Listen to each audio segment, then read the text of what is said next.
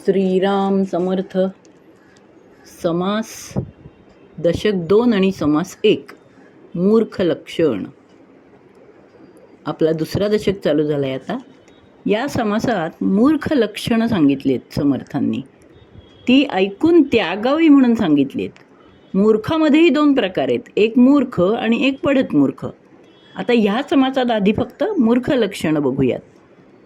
साधारणपणे जे अज्ञानी जन प्रपंचातच दंग आहेत अशांना समर्थ मूर्ख म्हणतात. कारण ते देवाला विसरलेले असतात, अहंकारी असतात, स्वतःला सेल्फ मेड समजत असतात. त्यांची काही मूर्ख लक्षणं बघूया.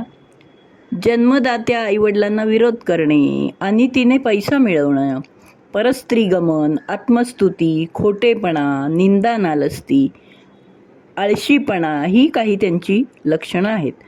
तसंच फुशारक्या मारणं, खोटा अभिमान धरणं, मत्सर करणं अशीही काही लक्षणं आहेतच.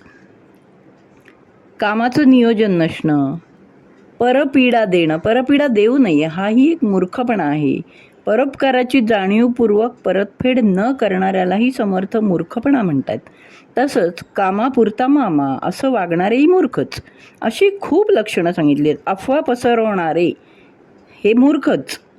अगदी दैनंदिन जीवनात अशा लक्षणांची मूर्ख माणसं आपल्याला खूप भेटतात. साध्या पुस्तकांबद्दल समर्थांनी इतकं तपशीलवार उदाहरण दिलं आहे.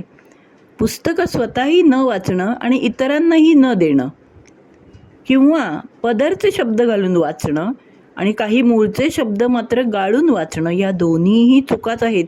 किती बारीक तपशील इथे समर्थ सांगतायत. वाचन ह्या प्रक्रियेबद्दलची या मूर्खाची उदासीनता स्पष्ट करतायत समर्थ इथे.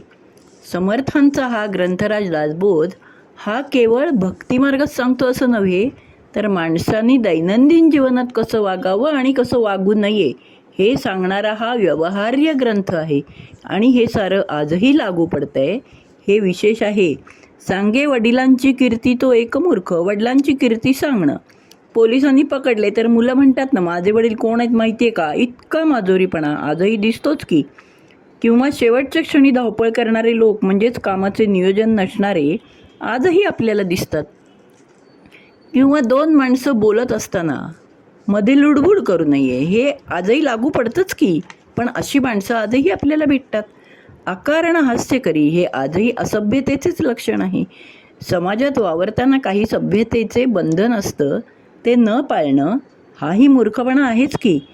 काही नाही तर संसार दुःख आलं की देवाला शिव्या देणं हेही करतो माणूस, म्हणजे हाही मूर्खपणाच आहे असं समर्थ म्हणतायत. भांडण पाहात रस्त्यात उभं राहणारा मूर्ख, कलह पाहात उभा राहे. आता आज भांडण तर पाहत राहतातच लोक, पण ॲक्सिडेंट झाला तरीसुद्धा आधी मोबाईलवर फोटो काढतात. मदत करणं दूरच. ह्या सगळ्यामध्ये बदल व्हायला हवा आहे. कोरडाच वाहे अभिमान तो एक मूर्ख. काहीही कर्तृत्व नसतानाही अभिमान करणारे असतातच. समर्थ द्रष्टे होते. 17व्या शतकातली ही लक्षणं आहेत. पण सर्व काळात अशी माणसे भेटणारच आणि भेटतात. बेफिकीर वृत्ती असते ही. इतका माणूस स्वतःमध्ये मग्न असतो. अर्थात यातली काही लक्षणं आपल्यालाही लागू पडतायत का ह्याचं आत्मपरीक्षण करणं आवश्यक आहेच. जगात काय अनेक प्रकारची माणसं असतात आणि असणारही आहेत. आपणही करूया ना. आपल्यामध्ये काही नसलं तरी आळशीपणा किंवा देवावर चिडणं, चिडचिड करणं, असं काही ना काहीतरी मूर्खपणाचीच लक्षणं आहेत की ही. मग आपणही प्रयत्न करूया ना. असं काही असलंच आपल्यामध्ये तर सोडून देऊया. आता पुन्हा कसं काय बाबा असं त्याग बीग करणं काही जमणार नाही असं वाटू शकतं. पण मनाची शक्ती खूप अफाट आहे. आपण जर ठरवलं ना तर हे सुद्धा शक्य आहे. बाजीप्रभूंनी शिवाजीराजांच्या तोफांचे आवाज येईपर्यंत मृत्यूला सुद्धा थांबवून ठेवलं होतं. इतकी मनाची शक्ती. आणि मग तोफांचे आवाज ऐकल्यावर ते म्हणले, आता मी सुखाने मरतो. केवढी शक्ती आहे मनाची. आपण आपल्या मनाची शक्ती इतकी नाही, पण थोडीशी वाढवूया, म्हणजे आपल्यालाच फायदा होईल ना त्याचा. ही मूर्ख लक्षणं त्यागार्थ सांगितली असं समर्थांनी आधीच म्हटलं आहे. आणि खूप म्हणजे खूपच सांगितली आहेत. आपलं एखादं जरी आपल्याला असं वाटलं की आपल्याकडे आहे तर आपण प्रयत्न करायचा. जय जय रघुवीर समर्थ.